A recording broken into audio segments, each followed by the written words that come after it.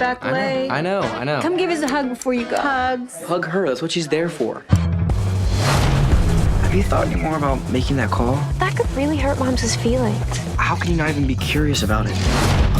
Each of my moms had a kid with your sperm. Liking both of them. Uh-huh, liking gay. Right on. Cool, I love lesbians. Great. I think to write great characters, you just have to let them marinate, and you have to take your time. And I don't think you can, I don't think you can rush it. I think you have to dream about them and walk away from them and hate them and throw them away and come back to them and, have epiphanies. And it just took a long time. And you have to keep writing it till you break your own heart. Like when you feel it that way, then, and you feel for these characters that way, then you figured it out. Are you having a relationship with someone? You can tell us, honey. We would understand and support you. Look, I only met him once. What do you mean, once? Did he find you online? Wait, what? Wait, who did you meet once? Paul. Paul? Who's Paul? I met him with Joni. Why was Joni there? She set it up. Forget the setup. Who's Paul? Our sperm donor.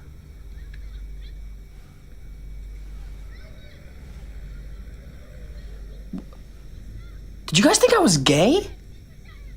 No.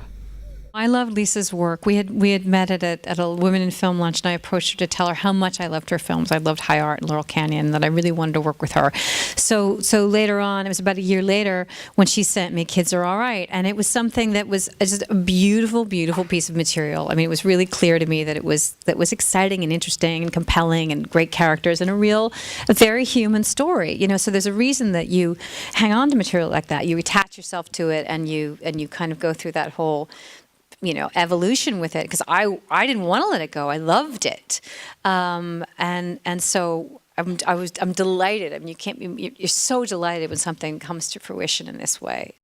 We always have to remind ourselves how long it takes. I mean, we're very fortunate we're here and we're able to sit and enjoy this moment, but it took so long to make, to write. That's the beginning of the process, and it's very hard to articulate that. And then also to get the financing for the picture was a big journey. So that when you finally get on the set and you're trying to shoot very fast, that's really tough. Yeah. Because there's lots and lots of, everything becomes detail at that point in movies, and every detail is huge and makes a big difference. And when you decide to do this or you decide to do that, no, I think I'll put the camera here. No, you shouldn't say that line. You should do this. All of those little things that are happening is, of course, what ends up being the film. So how'd you two meet? We met at UCLA. I was a resident, and Jules had an emergency. My tongue was numb. Really? No. Laser. Oh my God. It's not nice. No, that's not nice. We've heard that story 100,000 times. What happened to your tongue? I don't know. I mean, I lost all the feeling in my face and then my tongue, and then I got really nervous because I thought that I was gonna gag and maybe like Choke, die. Exactly. Yeah. What'd you do to help her? I gave her a Valium, and I told her to relax and tried to get her to talk, move her tongue around. Actually, she started teasing me, and that really helped. I was trying to distract you. I know, and it worked. You were really funny. You were really pretty.